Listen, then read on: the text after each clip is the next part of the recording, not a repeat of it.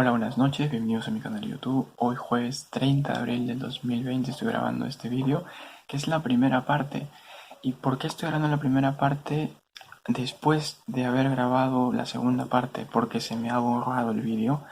He grabado en el celular y no recuerdo cuándo ha sido, lo grabé el 24, la semana pasada, y se me borró, no está ahí, no hay forma de recuperarlo. Así que bueno, pues no me queda otra que volver a grabar la primera parte y ya la próxima semana grabaré la tercera parte.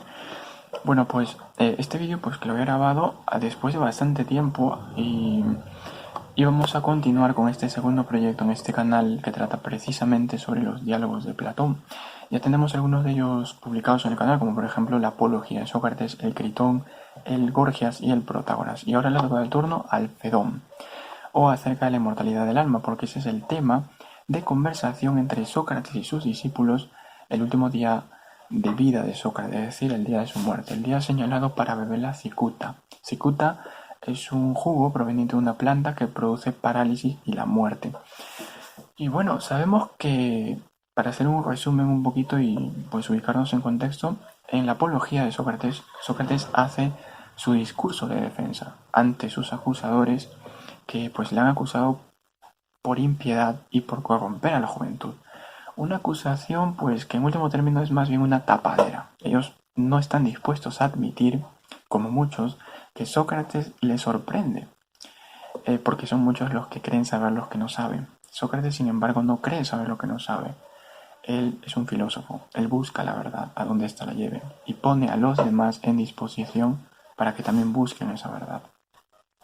Entonces, también están sus amigos, sus discípulos, los jueces, porque esta defensa, este discurso se hace en la plaza pública, ¿no? Y este discurso, sin embargo, no tiene buena impresión en los jueces, que en ese último término le condenan a beber la cicuta, le condenan a muerte. Pero ¿por qué habían transcurrido algunos días después de, de que Sócrates había sido condenado a muerte hasta que efectivamente muere? La explicación de esto es que la víspera del juicio de Sócrates coincidió con la coronación de la popa de un barco que va desde Atenas hasta Delos y de Delos regresa a Atenas. Esto se hace en honor al dios Apolo, por una promesa que se le había hecho. Y durante todo el transcurso, durante todos los días que dure esa expedición, está prohibido matar a cualquier condenado. Es por eso que Sócrates había estado en la prisión. Y sus amigos y discípulos siempre se reúnen en la plaza pública que está muy cerca de la prisión y van a verle. Hay un diálogo que se recomienda leer después de haber terminado la apología, que es justamente el Critón. Y en el Critón, precisamente, uno de sus amigos más queridos de Sócrates, que es Critón, entra a la prisión y le encuentra a Sócrates durmiendo y no le despierta. Y es importante que no le despierte porque Sócrates está teniendo un sueño.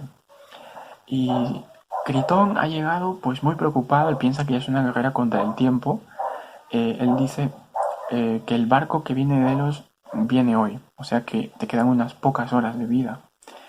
Y Sócrates dice, no, yo no voy a morir hoy, sino mañana, porque el barco que viene de Delos no va a llegar hoy día, sino va a llegar mañana. ¿Y cómo lo sabe? ¿O cómo Sócrates está convencido de esto? ¿O en qué se basa para decir esto? Pues en ese sueño que ha tenido, ¿no? Eso es importante ver cómo considera Sócrates los sueños. Y a Critón lo que se le ha ocurrido es la vía del soborno. Vamos a sobornar a los de la prisión, le vamos a pagar y te vamos a sacar de aquí. Critón le ofrece a Sócrates argumentos de peso, argumentos que parecen de sentido común. Critón en algún momento nos llega a convencer de que Sócrates debe aceptar esa huida, debe aceptar escapar con él. Pero Sócrates no lo hace. Sócrates dice, obviamente, que a pesar de que lo que le están haciendo a él es una injusticia condenarle, cuando no se lo merece, uno, sin embargo, nunca debe devolver injusticia por injusticia, mal por mal, porque el que hace una injusticia se hace un hombre injusto, y este es uno de los mayores males. Sócrates incluso le dice, si las leyes se nos aparecieran al momento de nuestra vida, nos preguntaran, Sócrates, ¿qué estás haciendo? Y le dice un montón de cosas que Sócrates o que Critón es incapaz de responder. Y al final pues dice, nada tengo que decir, y pues se va. Y Sócrates continúa en la prisión y al día siguiente muere. Entonces, en este diálogo el Fedón vemos que es el último día, el barco ya llegó de Delos, sus amigos ese día se reúnen pues muy de temprano en la plaza pública, y el alcaide, el guardián de la prisión, les hace entrar. Pero primero les dice que esperen un momento porque los 11 le están quitando los hierros a Sócrates en ese momento. Y después llega y les hace entrar, y cuando sus amigos entran encuentran a Sócrates en su cama y a su esposa, a su consorte, Jantipa, que tiene uno de los hijos de Sócrates en sus brazos. Nada más verles llegar, empieza a gritar, a lamentarse. Dice Sócrates: de manera que tus amigos vienen a hablar contigo por última vez. Y Sócrates, sin embargo, pues no le dice nada a ella, mira simplemente a Critón y le dice que la lleven a su casa. Al instante llegan los esclavos de Critón y se llevan a la fuerza a Jantipa, que va lanzando gritos desgarradores y golpeándose el rostro de una manera violenta. Entonces Sócrates, ya libre de los grillos, de los hierros, dice, dice algo muy interesante. ¿Qué cosa curiosa es esta, la que los hombres denominan placer? ¿Y qué relaciones tan maravillosas mantiene con el dolor, que se le considera su opuesto? Porque nunca se dan los dos al mismo tiempo. Sin embargo, cuando llega uno, es preciso esperar al otro, como si un hilo los atara. Siento que a Esopo, pues si se le hubiera ocurrido esta idea o se hubiera puesto a reflexionar sobre esto, hubiera escrito una fábula. Y hubiera dicho que la divinidad quiso poner de acuerdo o quiso reconciliar a estos dos enemigos, al placer y al dolor, y que no pudiendo conseguirlo los ató a ambos a una misma cadena, de manera que siempre que llega el uno, pues luego aparece el otro. Dice Sócrates: yo mismo he hecho la experiencia ahora, porque al dolor que me producía los hierros en la pierna, parece sucederle ahora una sensación de placer. Y los demás le preguntan, no creo que es Cebes, si no me equivoco, el que le pregunta: Sócrates, ¿qué vamos a decir a Eveno, que siempre pregunta y que seguramente preguntará después, a propósito de las fábulas que has hecho y de tu himno en honor al dios Apolo? Y Sócrates dice: bueno, pues dile que no lo he hecho para hacerme su rival en poesía, sino simplemente para dar con el verdadero sentido de un sueño. Aquí otra vez aparece el sueño, un sueño que me indicaba siempre lo mismo. Sócrates, cultiva las bellas artes. Dice Sócrates: yo pensaba que lo que quería decirme el sueño era que me dedicara a lo que siempre he hecho, es decir, a la filosofía, porque la filosofía es la primera de las artes. Pero luego pensé que quizá quería decirme que me dedicara a lo que los demás hombres también se dedican, y es por eso que, no pudiendo crear fábulas, eché mano de las Esopo y pues compuse un himno en honor al dios cuya fiesta se está celebrando, pues que es justamente Apolo, como os he dicho. Eso debe responder a Eveno y dile que me siga. Y le dice: bueno, Sócrates, no creo que él quiera seguirte. Y dice: bueno, ¿que acaso no es Eveno filósofo? Bueno, sí lo es. Entonces, dile que me siga. Sé que Eveno me seguirá, como todo hombre que se dedica dignamente a la filosofía. Sé que él no se suicidará, y aquí empieza todo, porque dicen que eso no está permitido.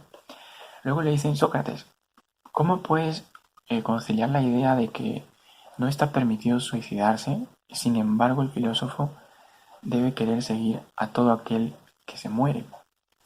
Y Sócrates dice: bueno, pues ¿acaso no habéis escuchado lo que dijo Filolao? Filolao es un filósofo de la escuela pitagórica. Dice: bueno, sí, pero nunca se expresó de una manera muy clara.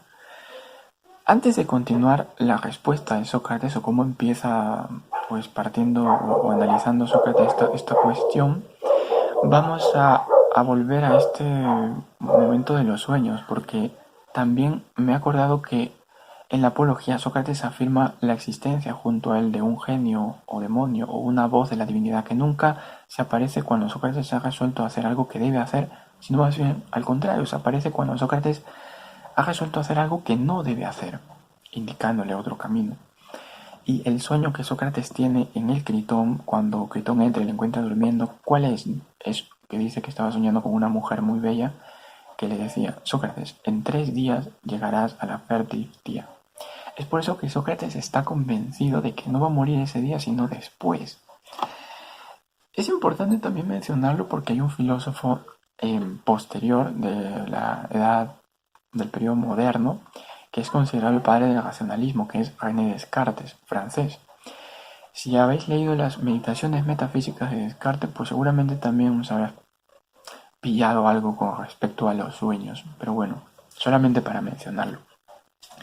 Entonces, como Filolaos, como volvemos otra vez, dice que había estado hablando muchas cosas, pero que no se expresaba de una manera clara, Sócrates parte diciendo que el vivir es una necesidad invariable, una necesidad absoluta, incluso para aquella persona para quienes la muerte es preferible que la vida, no les está permitido procurarse ese bien por ellos mismos y están obligados a esperar otro libertador. Dice Sócrates, habla también sobre los misterios, ¿no? Que dicen que cada uno está en la vida como un centinela en un puesto que no debe abandonar sin una orden. Pero esta máxima quizá puede parecer muy elevada y no es posible que penetremos todo lo que ella encierra, pero aquí hay otra más sencilla. Los dioses tienen cuidado de los hombres y los hombres pertenecen a los dioses. ¿No te parece que es así? Bueno, sí, es cierto, dice. Bueno, tú mismo, dice, si uno de tus esclavos se suicidara sin tu permiso, no montarías en cólera contra él y no le castigarías con todo rigor si pudieras. Bueno, sí, Sócrates, tienes razón. Entonces es preciso decir que no está permitido suicidarse y que uno debe esperar una orden formal de la divinidad para morir, como la que hoy me manda. Y después se quedan pensando, ya no recuerdo quién de los dos, si es Cebes o Simias que le dice, Sócrates, me parece, lo que tú dices me parece verosímil, pero sin embargo al mismo tiempo habías dicho que el filósofo desea voluntariamente la muerte. Pues yo no me parece que no hay nada más, o me parece que no hay nada más de provisto de razón, eh, que siendo los dioses tan buenos cuidadores y tan buenos amos, quieran los hombres o pretendan escapar o salir de ese cuidado de los dioses. ¿Creen acaso que estando solos, lejos del cuidado de los dioses, serán capaces de gobernarse mejor ellos mismos? Entiendo que a un loco, a un ignorante, a un inculto, pues se le puede ocurrir esto, y puede querer escapar de su amo cuéstele lo que le cueste, porque no comprende que siempre es bueno o es mejor permanecer del lado de lo que es bueno y no perderlo nunca de vista.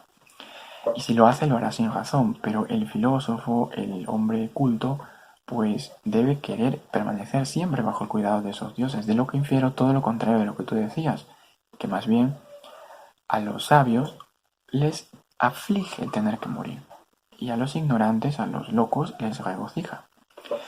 Sócrates dice, bueno, creo que dice Cebes, creo que Cebes es el que ha dicho esto, no me acuerdo. Cebes siempre es bueno en poner objeciones, pero nunca se fija en lo que se le dice. Y Simias interviene y dice, bueno, Sócrates, pero yo encuentro que lo que dice Simias tiene razón. O sea, ¿qué pretenden los filósofos al querer dejar a los dioses? ¿No? A ti es a quien se dirige esto, porque tú nos quieres dejar. Y Sócrates dice, bueno, si yo no creyera, si yo no estuviera convencido de que después de la muerte me reuniré con dioses justicieros y amigos de los hombres, créanme que sería muy injusto que yo no me afligiera por tener que dejaros, por tener que morir, pero precisamente porque espero esto es que no me aflige.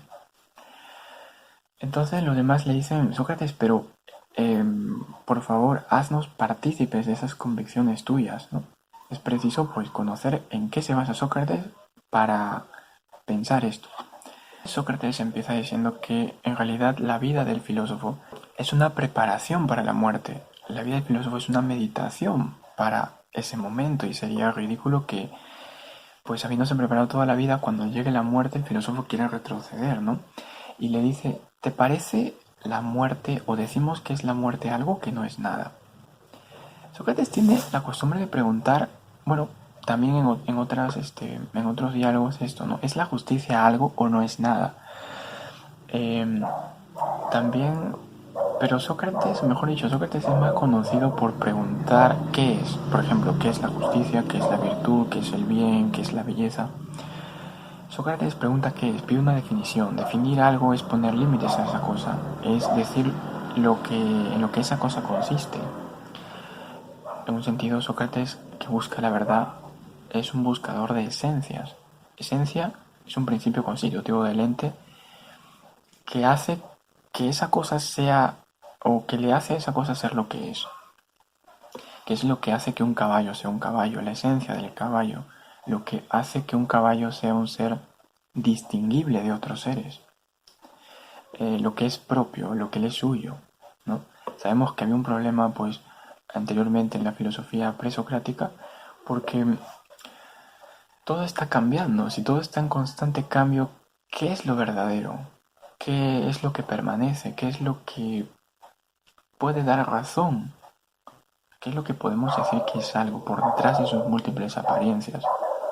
Se quiere buscar ese fundamento, ¿no? Entonces, eh, Sócrates pregunta esto, pero aquí está preguntando, parece que no está apuntando a la esencia primero, sino al ser. El ser es el principio más básico del ente.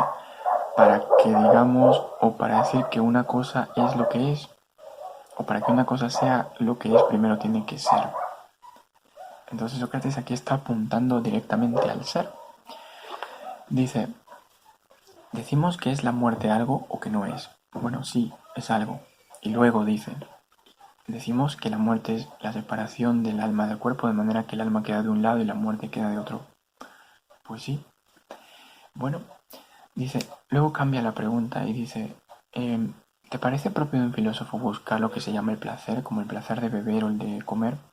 No, Sócrates, por supuesto que no. Y los goces del amor, tampoco. Y los demás placeres que interesan al cuerpo, como por ejemplo el vestido bello o el calzado elegante, ¿te parece que un filósofo los aprecia, los estima o los menosprecia? Bueno, yo creo que un filósofo no podría más que menospreciarlos. Bueno, sí, tienes razón. Dice Sócrates, entonces podemos decir que todos los cuidados del filósofo no tienen por objeto el cuerpo, sino que más bien busca prescindir de él todo lo que le sea posible para ocuparse solamente de su alma. Entonces es verdad que es el filósofo el que más particularmente trabaja para separar el alma del comercio de su cuerpo. Pero sin embargo, dice Sócrates, la mayoría de las personas piensan que aquel que no usa de las voluptuosidades del cuerpo, que aquel que no goza de los placeres del cuerpo, está más bien, en realidad no sabe lo que es la vida y está por tanto más bien cerca de la muerte. Bueno, sí es cierto, pero ¿qué diremos de ciertas cosas como de la adquisición de la ciencia? Eh, ¿Es el cuerpo un obstáculo para este fin? Me explico, dice Sócrates. ¿Tienen la vista o el oído certeza para conocer lo que son las cosas de verdad? ¿O más bien tienen razón los poetas cuando nos cantan sin cesar que en realidad nada vemos ni oímos? Y si estos sentidos no son seguros ni verdaderos, pues los otros mucho menos, en tanto que son más débiles. Bueno, si Sócrates tiene razón, entonces podemos decir que cuando el alma conoce o usa el cuerpo para conocer, pues el cuerpo más bien le engaña y le induce al error. No es por los sentidos, sino por medio del razonamiento que el alma conoce la verdad. Bueno, sí, es cierto. ¿Cuándo encuentra pues entonces el alma la verdad? Porque vemos que cuando la busca con el cuerpo, éste le engaña y le induce al error. Bueno, sí, Sócrates tiene razón. Es por medio del razonamiento por el cual el alma encuentra la verdad. Bueno, sí. ¿Y qué diremos de ciertas cosas? Como por ejemplo la justicia. Decimos que es algo que no lo es, sí. Y la belleza, sí, también es algo. Eh, ¿Pero tú has visto alguna vez estos objetos? No. ¿Existe algún sentido corporal con el cual podamos percibir objetos de esta naturaleza, como por ejemplo la fuerza, la magnitud, la salud? No, Sócrates, claro que no. Entonces Sócrates llega de esto a una conclusión, y es que mientras tengamos nuestro cuerpo y nuestra alma esté contaminada con esta corrupción, no va a ser posible alcanzar el objeto de nuestros deseos, es decir, la verdad. Es importante que Sócrates diga esto en este diálogo, porque esto es algo que va a decir también un filósofo que es discípulo de Platón, que va a ser discípulo de Platón, que llega a su academia a estudiar con él siendo muy joven, ¿no? Que es Aristóteles. Y lo va a decir empezando su libro, uno de los más importantes, la metafísica o filosofía primera. Todos los hombres tienden por naturaleza a saber, a conocer. Es decir, el deseo del hombre por conocer es nada más y nada menos que su naturaleza. Y la naturaleza es la sustancia de una cosa, aquello en lo que eso consiste.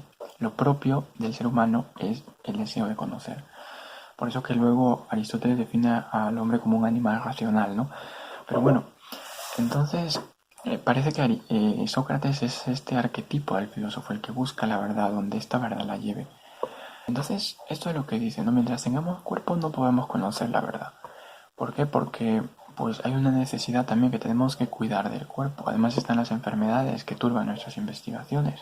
Además, nos llena de amores, de temores, de deseos, de mil ilusiones y demás cosas de esta clase que no nos dejan conocer. No hay nada más verdadero que un dicho muy vulgar que dice que el cuerpo jamás nos conduce a la sabiduría.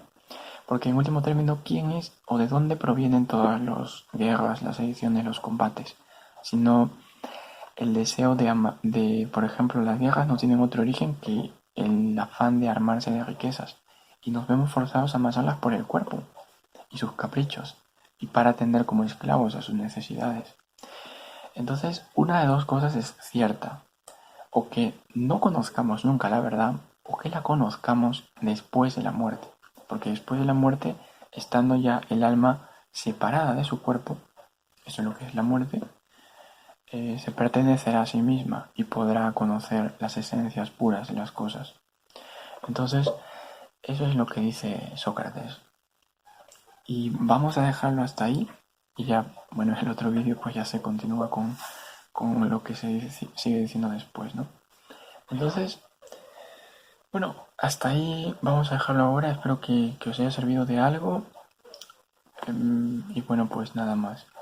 Voy a grabar la próxima semana, la tercera parte, porque la segunda ya la grabé hoy.